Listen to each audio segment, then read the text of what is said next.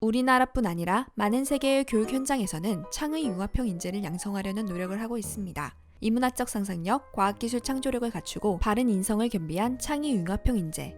그들은 새로운 지식을 창조하고 다양한 지식을 융합하여 새로운 가치를 창출할 수 있는 사람들인데요. 그들에게 필요한 창의성은 어떻게 생기는 걸까요? 창의성에 대해서는 무수한 오해들이 있습니다. 이것은 일반적인 사람들에게서 발현되는 아이디어가 아니라 천재들의 타고난 재능이라는 것인데요. 창의적인 아이디어는 정말 천재들의 재능인 걸까요? 아니면 창의성은 갑툭튀 하는 걸까요? 창의적이라는 영어 단어 creative는 라틴어 crescere를 그 어원으로 합니다. crescere는 아기 곡물, 동물 등이 자라다는 뜻을 가지고 있습니다. crescere에서 태어난 또 다른 말을 알아볼까요? crescendo.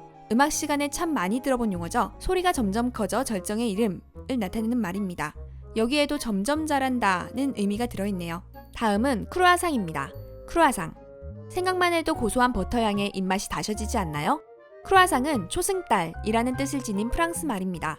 초승달은 점점 자라서 보름달이 되기 때문에 크루아상도 점점 자란다는 의미가 들어있다고 봐야겠죠? 그러니까 창의성, creativity란 초승달이 점점 자라 보름달이 되듯 씨앗이 서서히 자라 나무가 되듯 음악이 점점 커져 콘서트홀을 메우듯 그렇게 서서히 점점 자라나는 것이라고 설명할 수 있겠네요.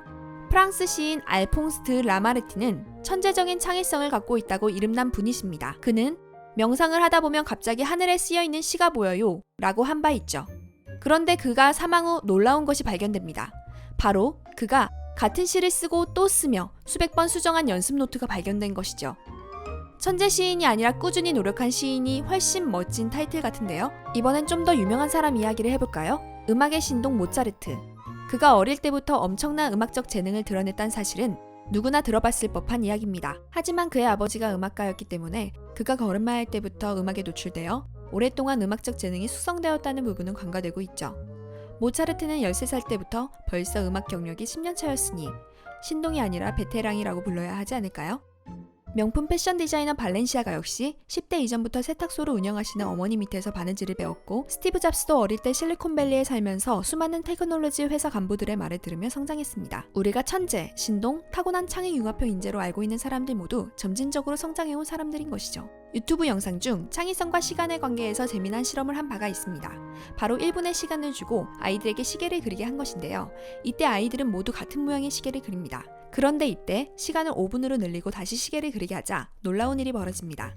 모든 아이들이 저마다 개성이 다양한 시계를 그리고 있는 것이죠. 창의성이라는 것은 시간적 여유를 갖고 오래 고민할 때, 고민한 시간이 쌓였을 때 발현된다는 것이 아주 간단한 실험으로 증명된 셈이죠. 이렇게 창의성은 어디선가 갑자기 나타나는 것 같아도 실은 평소에 여유를 가지고 읽어둔 책, 들어둔 음악, 해오던 생각 속에서 다듬어져 나옵니다.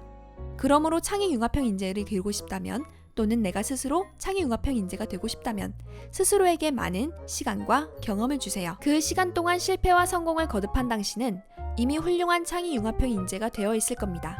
오늘 공부는 여기까지.